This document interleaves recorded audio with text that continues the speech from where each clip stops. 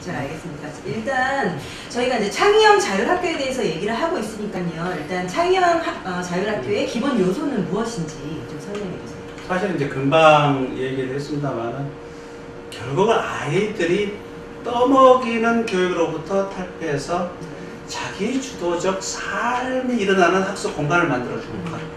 이게 이제 가장 기본적인 거고요. 뭐 이제 조금 더 뭐 시간이 있다면 그것이 무엇인지 구체적으로 얘기할 수도 있을 것 같은데요. 뭐 예를 들어서 뭐 컴퓨터 환경을 생각하신다면 뭐 그 컴퓨터 환경 속에서 아이가 자기가 원하는 교육을 받되 그냥 아무거나가 아니라 자기 진로에 도움이 되는, 자기 꿈을 실현 도움이 되도록 이렇게 받게 하는 거잖아요. 금방 그 초빙 한다 그랬는데 기존의 국가교육과정을 실현하기 위해서 초빙하는 게 아니라 아이의 꿈을 지원하기 위해서 지원한다고 꿈을 실현하기 위해서 아이들이 자기들끼리 협의를 해서 선생님을 모시는 거잖아요. 다르죠? 그러면 그것이, 네. 어떻게 법적 기반이 좀 마련되어야 될 것 같은데요. 그것에 대해서는 어떻게 생각하고 계세요? 그 지금 1996년도에 이 초중등 교육법 61조가 만들어졌어요. 그거는 우리 교육법의 구조들이 위로부터 일방적인 구조거든요. 그러니까 위로부터 딱 정해지면 어느 누구도 이렇게 못 고치도록 그렇게 돼 있어요. 이런 이제 형태로부터 각 학교가 그러니까 지역의 특성에 따라서 아이들의 특성에 따라서 학교가 다 이렇게 달라질 거 아니에요. 그러니까 다르다 보면 일반적 통제로부터 매우 자율적인 구조로 가져가도록 하기 위해서 특정 법규의 적용을 예외로 할 수 있도록 교육감이 이 학교에 대해서 당신의 학교는 교학교장을 예를 들어서 뭐 관광이라면 관광 전문가를 모셔서 교장선생님으로 하셔도 좋습니다. 또 혹은 여기가 실용음악과면 실용음악하는 선생님을 마음껏 한번 교사를 한번 해보세요. 뭐 학기제가 다르면 학기제 그 1, 2, 3학년 통합하고 한번 지금 되게 우리 봄학기 되게 2학기잖아요. 4학기로 운영하면 또 어때요? 모아전제로 운영하면 어때요? 이걸 할 수 있도록 다 지금 만들어졌어요. 그런데 지금 왜 그렇게 법을 만드는데 잘 운영이 안 되냐? 기존에 이제 타성에 젖어 있어요. 마치 학교가 매우 유연하게 변화하면요, 학교가 무너져 버릴 것 같은 그런 타성, 보수적인 관점이죠. 또 그렇게 유연하게 변화하면 우리 선생님들 신분이 좀 위험스러워진다고 생각하는 진보의 타성이 있어요. 보수와 진보의 그 흐름들이 실제로 초중등 교육법 61조의 그 자율성을 굉장히 좀 힘들게 하는 거죠. 이번에 우리 그것을 한번 풀어보자는 거죠. 풀어서 우리 시민의 동력으로 정말 자율성을 한번 해보자는 건데요. 아까 이제 그 소학교라는 개념이 좀 더 확대되면 학교마다 자율적인, 예를 들어서 여기는 관광 중심의 학교고, 여기는 나중에 의사가 될 학교고, 뭐 이렇게도 나눌 수도 있을 거고요. 아까 소학교라고 얘기했던 거. 뭐 아니면 그냥 학교 내 여러 학습 동아리들이 이렇게 할 수도 있고요. 뭐 이건 다양한 겁니다.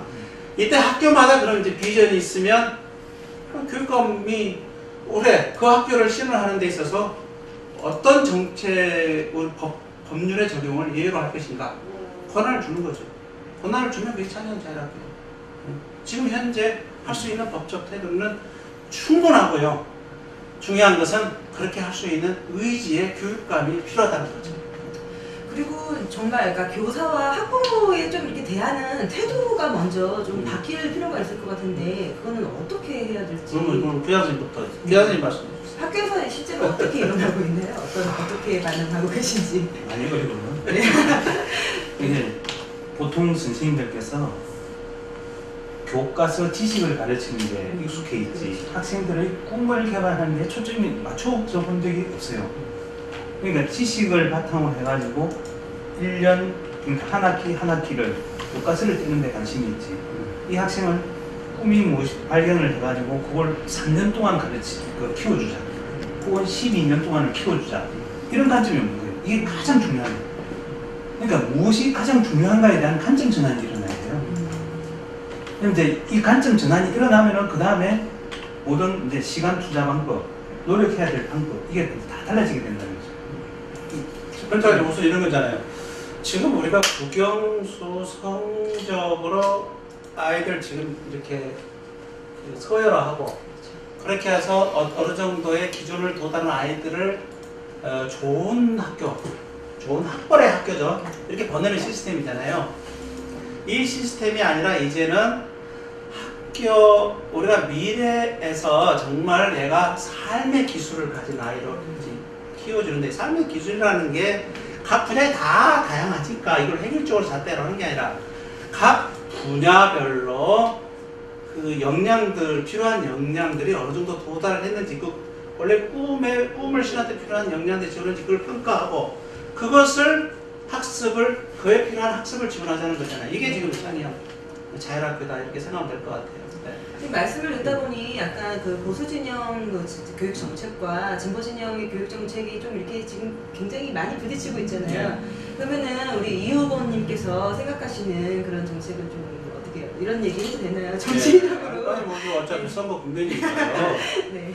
지금 우리 이 선거 국면에서는 일반 행정적인 얘기가 아니고 보다 더 이제 그 근본적으로 권력 구조의 개편에 관한 얘기를 좀 해야 되고요. 이런 점에서 지금 당연히 이런 토론은 의미 있는 건데 그래서 이런 토론은 좀 부담스럽죠. 아, 그러게요. 이게 정치적 충돌이라는 이게 교육감 선거의 토론은 여하튼 그냥 뭐 정책적으로 하는 거지 뭐 정치적으로 하는 건 아니죠. 네, 우선은 오늘 오신 교육의 본질에 맞춰서 네, 무엇이 좋은가. 네, 손님을 오셨고요. 또 그리고 또 특별히 서울 외에 제가 일부러 서울 안에 있는데요. 오늘 모신 이유가 너무 예민 상황이라서 그랬다는 점도 이해 좀 해주시고요. 어쨌든 간에 이제 우리 학교가 가지고 있는 권력 구조를 좀 개편해야 된다는 거예요. 단지 그냥 국영수 현재의 학습 시스템의 일종의 밥그릇들이 쭉 연계되어 있고요.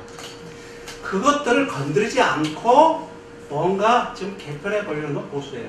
거기에 대해서 아유 학벌이 문제다. 그것 때문에 얼마나 많은 사교육이 일어나 알아요. 알더라도 그 문제에 대해서 근본 원인의 구조적 개혁에 대해서는 아주 소홀히 하고 있어요. 이런 부분에서 흔히 말하는 보수 진영의 한계가 있어요. 만약 구조적인 문제를 지적하면 불안해요. 무너져 버리니까. 그렇죠. 네, 그래서 그래서 예를 들어서 보수 쪽에서도 창의경영학교라는 게 있어요. 여기서 창의적 인재 얘기 안 하는 건 아니에요. 근데 그것이 전체적으로 학교의 전반적인 틀거리 자체를 완전히 자율화해버리면 진짜로 어떤 특권, 예를 들어서 자사고나 특목고 이런 특권적인 부분, 이 부분을 그냥 해서 모든 학교들이 다 진입할 수 있는 자율성을 주면 마치 무너져 버릴 거라는 그런 오해, 불안감이 있어요. 이게 이제 보수 쪽의 문제고요. 진보 쪽의 문제는 그런 거잖아요. 아니 그렇게 사실은 교육 내용이 변화해야 아이들이 실생활에 있어서 학교를 통해서 유용한 지식을 쌓고 그래서 개천에서 용납할 수가 있는데, 그러면 교육 내용이 바뀌어서 교육 내용을 바꾸려면 교사도 변화해야죠. 교사의 고용 구조가 변화해요. 교사의 고용 구조가 변하면 노조가 가만히 있겠어요? 진보 쪽의 기본적 테두리는 노동조합 쪽에서 지금 구성하다 보니까 이게 이제 안 되는 거예요. 지금 계속 우리가 학교에 대한 불만족이 굉장히 커져가는 이유는 이런 구조적 변경이 굉장히 어렵다는 거고요. 그러면 구조 변경은 어떻게 가느냐? 바로 선거를 통해서 새로운 권력을 형성해야 돼요. 어떤 권력요? 바로 학부모, 시민들이 참여해서 시민들의 우위의 교육자치요. 지금은 교육자들의 자치잖아요. 그렇죠. 교육자들의 자치가 아니라 교육 시민들의 권력에 의한 그러한 자치가 이루어지도록 이번에 선거를 통해서 교육자들이 그 형성해놓은 보수와 진보 이념이 아니라 정말 시민의 민주주의에 입각한 그러한 후보들을 선택하는 게 굉장히 중요하다는 얘기입니다.